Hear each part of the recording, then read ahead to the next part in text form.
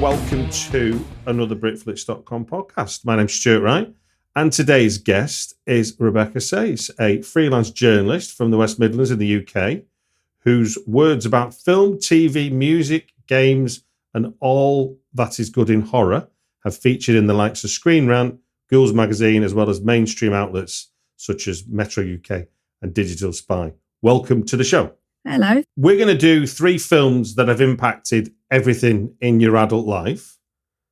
But before we do, let's just take a temperature on writing about horror as a freelance journalist. What's the landscape looking like these days for a freelance journalist who has a particular interest in horror films? Where is it? How are people receiving it as a genre these days? I mean, with the landscape of cinema as it is at the moment, I mean, 2023 so far, we've had such a fantastic year for horror releases. Obviously, we've had Evil Dead Rise, which smashed expectations. We've just had Talk to Me that's smashed expectations. Really, really good place. And I think that's really reflecting on horror journalism as well. We've got a lot of people in the UK and also further afield that have got a lot to say about horror as it is at the moment. And then that also transfers into then writing about horror at the moment. Like we said, I write pieces for Ghouls magazine. I also write for Moving Pictures Film Club, both 2 UK-based horror publications that are always looking to amplify voices of horror journalists in the UK and worldwide. And then you've obviously got the larger publications, things like Dread Central, Fangoria, Bloody Disgusting, that are also doing fantastic work to amplify horror in the world of entertainment. So it's a really good place to be in right now. The 21st century is seeing a lot of sort of changes in the way that we consume media. And I feel, I mean, you correct me if I'm wrong, I feel like that's been to the benefit of horror in some ways. How do you feel about how, the access to films like never before seems to be the thing for me? I mean, I think I've seen more Spanish horror films in the 21st century than I saw the previous rest of my life, I think. Yeah, absolutely. I definitely think the rise of streaming and definitely the rise of social media as well to really help use that, like, recommendations, like that word by mouth sort of marketing of films. It really helps to get the word out there of films that maybe we'd never hear of before. I mean, the Terrifier films, for example, are a great example of that. They're films that maybe a few years ago wouldn't have necessarily got as big as they have, but through social media and word of mouth of people saying, like, you've got to see this, it's so gory, it's so disgusting. Again, that absolutely smashed expectations of even, I think, the directors and the people involved in the film, to the point now we've got a 3rd film. It hit cinema screens when it was meant to be just straight to release. So yeah, I definitely agree. I do think how we consume media has definitely gone hand in hand with the success of horror films recently. I mean, Terrifier 2 is a really interesting example, isn't it? I mean, as you say, a pretty disgusting film. So what made that sort of become sort of more popular than just simply being something that exists strictly in the kind of horror ghetto? It kind of, it came out of there, didn't it, in a way? Yeah, absolutely. I think definitely the use of social media with it, like sites like TikTok, Twitter, people talking about it on Facebook, and really, I wouldn't say in this example, like, blowing it up. Like, sometimes you do get it when people say, oh, it's the scariest film I've ever seen, and it's not necessarily, but then people go and watch it anyway, and then it really brings that film to the forefront. But I think with Terrifier 2, it was definitely a case of it was matching what people were saying, so then it was getting bigger and bigger and bigger and bigger, so more and more people were seeing it, and there was more of a demand for people wanting to see it. And I think that's what it boils down to, like the demand. Yeah. I mean, because I remember one film in recent years, and when I say recent, I mean like last 10. I think The Witch was coming out of Sundance, was billed as the scariest film you'll ever see. Where, I mean, it wasn't, and the fact that it wasn't hasn't done Eggers, the director, any harm. But it was weird to see that was the kind of the weight behind it was, you're going to see the scariest film ever. And you're like, well, really? Yeah, absolutely. I mean, it happens with a lot of films, doesn't it? It'll be that there's a couple of reactions of people saying that it's the scariest film, and then it gets picked up by journalists then writing about this comment and the reaction, because people then read that reaction. I mean, I see it as a journalist myself. Like, I've done pieces like that based on the reaction to certain things, whether it be a film or a TV show or just something happening in the public. And people do read them and then they react to that. And then it just gets views in for the websites. But then I think it does work for the film and TV shows because it just gets it out there and it gets people seeing it. And whether it is the scariest film they've seen or not, sort of, it becomes unimportant based on how they enjoyed the film. The Witch being a great example, like it's not one that I particularly found scary, but it is one that I did watch because people were talking about it. And it's one that now is a firm favourite. I've rewatched it tons of times. I enjoy Robert Eggers' films, and that was the first one that I saw. You and me both. It was it was one I went out and saw twice in the cinema. Never mind the repeat watches afterwards. Yeah, it is fantastic. I went to see it in the cinemas as well, and it is a real cinema experience. And I think that's another way that like social media has really helped with horror. A lot of horror films are a real cinema experience. You need to be with a crowd to watch these films. You need to be in that ideal setting to watch them. Now, this question comes from just something that came up today. Actually, there was an article in the Guardian about the state of film criticism and whether or not it was even relevant anymore with the sort of rise of the influencer. And part of the argument in the article was about, the kind of people that are getting into the big previews of stuff. They don't even have to have like any film knowledge and stuff. How important when you're covering horror do you feel like having the kind of the canon or the language of horror, where it's evolved from and where it's evolving to be able to write about it? Because I feel, as a genre fan myself and as a person who's writing genre screenplays, I feel like you get found out if you're not really knowing too much about what you're talking about. We see a lot, don't we, in terms of when, why do they not make any decent horror films anymore when a horror film becomes popular? And you're like, hold on a minute, here's a list of 100 that you've missed. But how, for you as a writer, how important do you feel that when you're pitching stuff, having an awareness of the canon as well as Terrifier 2 is popular or has become popular? Yeah, absolutely. I'd read that article today, actually. It's been like a big talking point among journalists, freelance and staff journalists as well. I think as a writer in anything, I think it is important to have that knowledge for sure, because it really does help inform your writing, knowing, say if you were writing something about Terrifier, for example, knowing where films of that genre came from, knowing about the directors, knowing about actors. I think it is very important. I think it's something you can research as well. I don't think people need to necessarily have been into the genre for decades and decades, have decades of writing behind them to be able to do these things. But I do think a prior knowledge is definitely important. And I think that's where a lot of people are getting upset with influencers being invited to premieres over journalists, because it can be influencers that don't have any knowledge of what they're seeing. And then they get into interview talent that writers who are really toiling away at their career haven't got access to, purely based on follow accounts and the amount of people their posts can reach. And it doesn't seem fair, because then we're seeing videos coming out on Twitter of actors, directors, other people in the industry being asked questions that are making them uncomfortable, that's wasting time essentially, compared to people who've got that knowledge, who can really do a well thought out, well researched interview. I think it's a real shame that it does seem that that's happening a lot. I remember not long since there was a article in Stage magazine where they were saying that actors, follow account was being considered when casting in theatre. You're like, my God, so whether you can act or not is not as important as whether or not you can help sell tickets by tweeting a link to the theatre you're going to be showing at. That seems like a weird pressure to put on an actor. And the same for the idea of who gets to cover this, not the person who could give it some depth or look under the hood. I mean, I get the idea that a big studio wants to control the narrative, and obviously critics have a terrible habit of thinking for themselves, which seemed to be the subtext of the whole article, is that if you think for yourself, you're not going to get access to the big films anymore. Absolutely. I mean, personally, I've written good reviews, I've written bad reviews, I've written lukewarm reviews. I don't think I've ever been denied access to something because of that. But then I don't know if that's the reason behind something. I'm sure people who've done it longer than me may have encountered that, but it seems unfair, people being allowed to come to premieres where they're not necessarily getting the most out of it. I mean, I'd heard stories, I'd not been there personally, from some bigger premieres where people were leaving within an hour because they'd got their content, they'd done their pictures, they'd done their videos, and they were done. And then there's empty seats left to watch a film, which critics and other writers could have then used.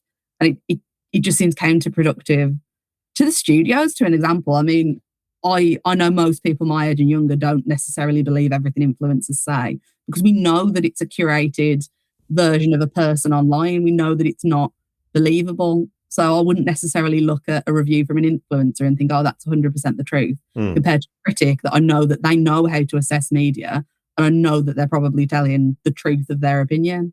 As a horror film fan, and as a journalist, what would be like one or two sort of dream interviews for you to get? You know, if you could pitch anything you want and get it, who would you look to get in front of the microphone for yourself? Oh, that's a tough question. I've got an actual list that I've written down that I want to start ticking off. My top one I've said over and over again would be Jamie Lee Curtis. She would be the first woman I'd love to interview, just for everything she's been. And she seems like a fantastic subject to interview whenever I've seen her in interviews. She just looks like a dream. She really knows how to answer questions. She'd definitely be number one. Number two would be Neve Campbell, definitely. I'll talk more about later in my top three picks. But she's been an icon to me since I've been such a young girl, even before looking at writing. So I'd love to be able to tell her about how she sort of inspired me growing up. And then lastly would probably be Stephen King. I mean, he's the king of horror. Like, he's written so many people know. I remember seeing them on the bookcase at my home, from my mom loving them. My husband loves them. He always talks about how his nan got him to see the films, read the books. So it's such an important thing for me and my husband to talk about as well. And what amazes me about Stephen King is that now, you know, King by name and then Kingmaker by nature, he's there still. He's still supporting the small projects, isn't he? He'll still do a shout out if he finds a film he likes. He'll happily promote it. I remember there was the British film Caliber that he gave a shout out on Twitter, and that gave it a whole lot of attention that it wouldn't have got naturally. Yeah, absolutely. And I think you do see that a lot in horror. And it's one thing that really attracted me to writing in horror. Obviously, I'm a horror fan anyway, but I do like film overall. I studied film when I was at university and went into writing about entertainment at first. But one thing that really attracts me to horror is the community around it. It is such a welcoming, positive community. I mean, I know it does have its dark sides. There are people that aren't like that, but overwhelmingly, up to the biggest directors and actors to the smallest writers, you do get a lot of support from people, and it doesn't feel disingenuous. No, I think that's a definite. If you were to sort of, you know, like the shelves are in an old fashioned DVD store, a blockbuster, and you went by genre, I mean, horror, sci-fi, maybe into fantasy.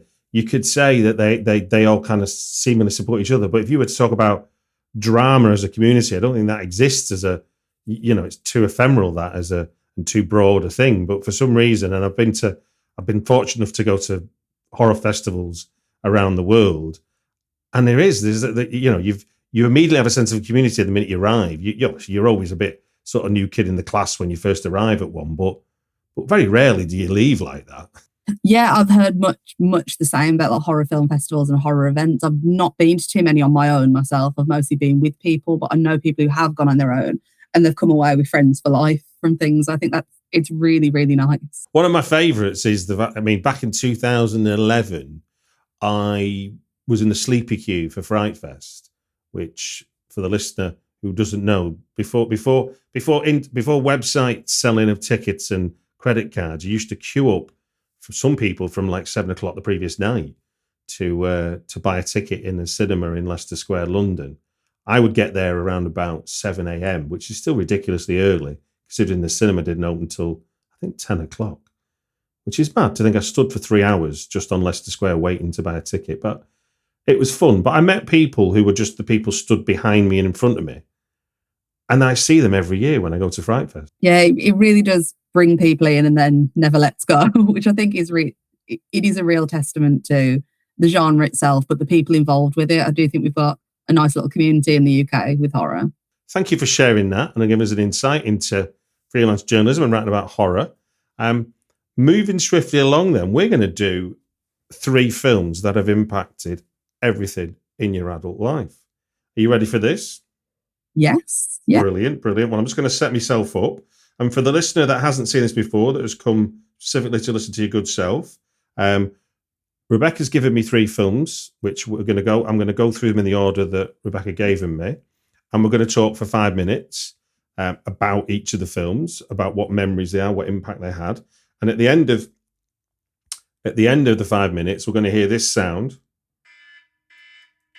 I'm going to start the clock on The Ring as your first choice. Do you want to tell us where that fits into your life as a horror film fan and as a horror film writer?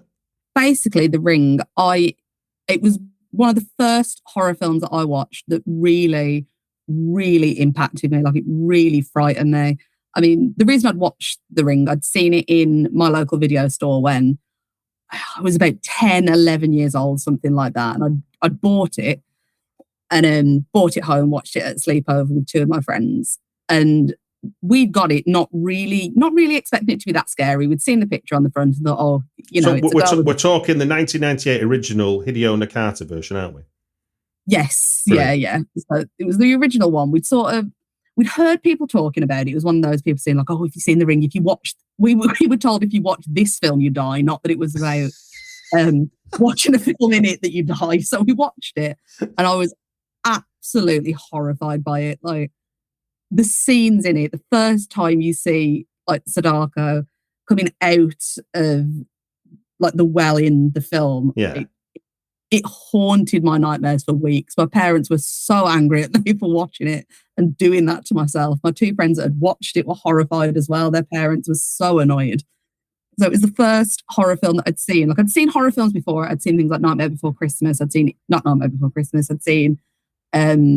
Nightmare on Elm Street. Right. I'd seen things like It, Carrie. And as much as I enjoyed them, they didn't really scare me when I was young. But this was the first film that I'd watched. And I was absolutely terrified. And it was the first time I'd experienced through horror that you can experience this like danger, this fear, without actually being subjected to it. And it was the first time I'd seen through horror this use of jump scares and like truly haunting imagery, like the color palette in the film, that very like blue, very dark sort of imagery that we do see with J horror. And then obviously like the long haired female ghosts that again we see a lot with J horror, and the themes that it covers. It was the first time that I'd ever seen it. It's really interesting, isn't it, how well it functions, because seeing that film without knowing anything about, Japanese folklore, Japanese superstition, it still scared the bejesus out of you. Oh, absolutely. It absolutely terrified me. And then I'd watch the American remake after, and then watch The Grudge after that, which took it to a whole new level of being absolutely terrified because of how they'd sort of worked on the genre. Because like I'd read recently, like reading more into like J horror and watching more J horror films, but at the point that The Grudge was released, J horror was sort of, and that was the film that sort of revitalized the genre, much how like we'd seen it like Scream with slashers. It was sort of my entry point into the genre, and still films like that to this day absolutely terrify me. Do you think some of it, I mean, certainly as a Westerner watching it, do you think that kind of otherworldliness helps to make it more horrifying? Yeah, absolutely. Like you say, like knowing about Japanese folklore and like the ghosts in it, it's not something when I watched it, obviously when I was younger, that I was very familiar with. So I think seeing something that was so different from the culture that I'd grown up in definitely quite a culture shock. And I think it definitely did aid to the fear in it, because it was imagery that I was not used to seeing anyway, but also in films that I'd already seen. And still now, like rewatching it and watching other J horrors, I do think that because it's something I'm not necessarily used to seeing, most of the horror films I watch are things that we get in cinema here or smaller indie films that come out of like the UK and the US. When a new J horror comes along, it's something that I'm not watching regularly, or personally I'm not watching regularly. So it's more of a shock what you see on screen. It being the first horror film that sort of really hooked you into the genre, but you say that and the brackets is because it scared the life out of you. What is it about young horror fans that this stuff doesn't put us off? I think it is that sense of like the excitement along with the fear. Like I remember watching it and not being able to move. I was absolutely terrified, thinking, especially watching it so young, like thinking, oh, this could be real. Like that sort of suspending disbelief. But also I think it's being able to put yourself in that situation while not being hurt. I think that's what attracts horror like you say, like it's why a lot of us continue to watch horror. It's that being able to experience these things that are so frightening, can be taboo, can be really graphic. Do I finish that thought? Yeah, these things that can be so scary and so graphic without actually being the person on screen being hurt. Me being of a slightly older vintage, mine was Friday the 13th that I watched when I was 11. And when Jason, spoiler for anyone that's not seen the 1980 horror film, comes out at the end, that was my nightmares for weeks. But like as if the horror film was a drug, I wanted that again. You kind of, and then, I mean, out of interest, what was the most recent film that sort of hit you in that kind of had you rigid to the chair with terror or horror? What was the last film to get you like? Oh, I'm not sure what the last one that got me like that was. I'd recently seen Talk to Me, and that did scare me, elements of it. I was not quite the same impact that The Ring had, but bits of that did genuinely scare me, because I do watch quite a lot of horror, and as much as I can enjoy them, there's not too many that play on my mind. But what I'd watched in Talk to Me did play on my mind. I have thought about it quite a lot since watching it. Moving on to your second choice, we're moving to David Fincher's Most Excellent 7. Do you want to talk about what this means to you as a film fan?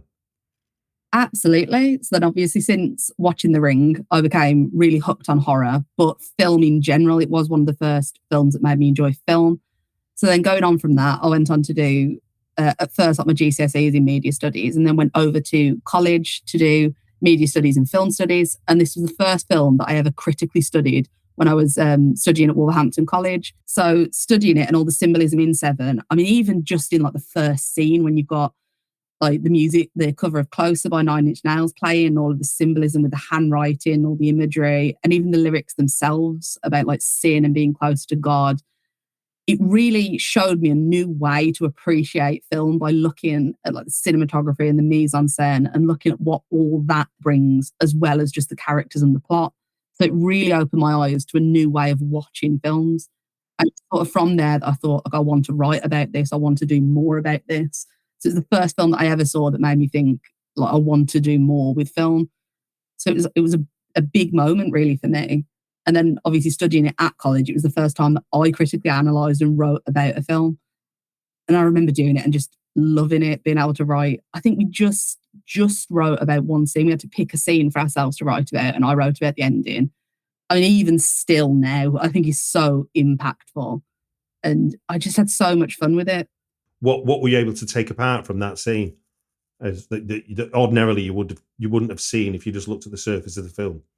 So when I wrote about the ending scene, we sort of looked at, or what I looked at was how we'd sort of been led up to that point through the rest of the story, how there were lots of like little things that sort of set us up for what is going to happen in the ending. So for people, again, spoilers for people who haven't seen it, when we get to the end, we find out that Detective Mills, played by Brad Pitt, his poor wife has had her head cut off by the serial killer, who is played by Kevin Spacey, and it has been sent in a box to the location that they've like been sent to. So I'd spoken about, when I looked at it, how obviously his wife is positioned in, like, whenever she's in scenes, it's all very well lit, it's all very nice, all very sunny. She's really shown as like a good character. She's like pregnant, we find out in the film, everything's so happy. But then when we're in any other scene, it's very rainy, it's very dreary. And that was a deliberate choice by Fincher. And so that juxtaposition sort of foreshadows that something is going to happen to her. And then in the final scenes, again, it is very sunny, just like how she's shown in the film. So that's sort of linked between the two characters. And then the music, again, used in the scene. As soon as he starts talking about his, like Kevin Spacey starts talking to Brad Pitt about his family life, it's just that gut-wrenching waiting to find out what happens. And I mean, we never see what is in the box. We're only told about what it is. I mean, if we were, it would be such a disappointment. I think our imagination does all the work it needs to do. It's one of those great, it's a bit like what's in the briefcase in Pulp Fiction, isn't it?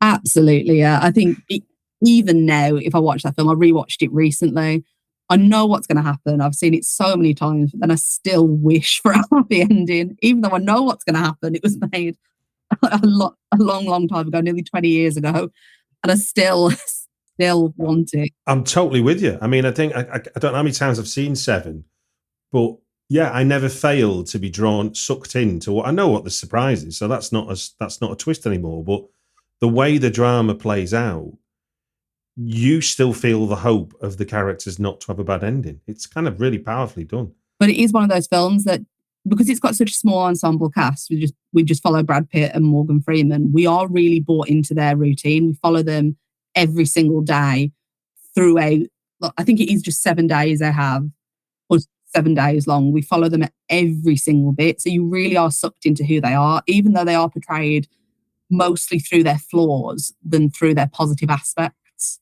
No, and it does, it even subverts some sort of well-worn tropes, the whole, oh, there goes the buzzer. I'll just finish my thought myself. The whole, the policeman who's about to retire. So usually that means that they're going to fall foul, and it isn't. And I love that part of it. But it's really interesting what you said about the way that Gwyneth Paltrow is portrayed in the film. I hadn't even thought about that. I always knew about the whole kind of contrast between it's always raining and then we're in the desert. I always knew there was that contrast because it's hard not to miss it. But now you've said it, there is that connection then between how because she's always inside, isn't she? So it can be, you control that environment, I suppose would be the way, isn't it? She's never out there running around in the rain. Yeah, there's so many fantastic little things like that David Fincher put into the film that I just think makes it such an enjoyable watch. Every time I watch it, there's still something new. And even, I mean, from a screenwriting point of view, it has a wonderful story that has some brilliantly placed, setups that become beautiful payoffs, but they're not. But some of the things keep paying off, multiple times. You think they're for that, you get your payoff, and then, as we see in the final scene, there's like the most brutal payoff in terms of what's set up. I mean, so simple in dramatic terms for Brad Pitt not to know his wife's pregnant, let alone not to know she's dead. And the fact that when I was studying it at college, we were told, and I'd read since, that ending almost didn't happen. They were going to change it to Brad Pitt bursting in and saving the day at the end. But it was they turned around and said, no, don't change this ending or I'm not doing the film. And I think I'm so glad they didn't have the happy Hollywood ending, because even though it is so brutal, and I feel sorry for Detective Mills every single time, I don't think it would be the film that it is without that ending, without it being tied up in a nice little bow, the sins being acted out, the serial killer fulfilling their desires, like their given task. Moving swiftly along to your third choice, which I feel we're going to get some in-depth discussion here, given what you've let me know, but I'll let you tell the listener. We're going to go to 1996's Scream. This one no doubt had a impact on you as a film fan and as film memories. So please do tell. Yeah, absolutely. Well, Scream is my number one all-time favourite film, above them all. I mean, after studying at college, I then went to go and do a degree in film studies. And I did my final dissertation on Scream, talking about the representation of women and how Scream completely subverted that in the slasher genre. It was something I absolutely loved writing about, watching the film. I mean, it really is, to me, and I think to a lot of other people as well, the slasher that really changed it all. It sort of reinvigorated the slasher genre in the 1990s that had sort of become quite tired from the influx of films in the 70s after things like Friday the 13th and Halloween, all fantastic films, but people had sort of become used to knowing what they were going to see, knowing what was going to happen to the people who had sex, the people who drank, the people who did drugs. People were sort of getting tired. And then Scream sort of changed that through all of its characters, but especially through its own final girl, Sydney Prescott, Neve Campbell, who I'd mentioned earlier, who was the final girl that was both feminine and sexualized, but also consistently comes out on top every single time. And it's just a film from the first time I saw it to every time since that I just love it. It's so fun. It's a nice comfort watch, and I can put it on and just enjoy it. And then after writing about it for my dissertation, it was one of the first films I wrote about when I got my first job. working at the Express and Star in the West Midlands, I went to write for their supplement The Weekend, and they had like a classic film section in that, and it was one of the first films I wrote about for that. And then years later, as a freelancer, it was the first piece that I wrote for Ghouls magazine, which the editors Zoe and Rebecca thankfully let me write about. And again, writing about the representation of women, revisiting that subject. And it was a really like full circle moment for me to look on it and think this is another one of the first horror films that I love, one of the first I ever wrote about, and then getting to do it again so many years later when it's my career. It's just such a special film to me for that reason alone. Thinking then about how the last girl sort of evolution of that theory of the last girl, I'm thinking like Texas Chainsaw Massacre is one of the first to sort of where this phrase gets coined.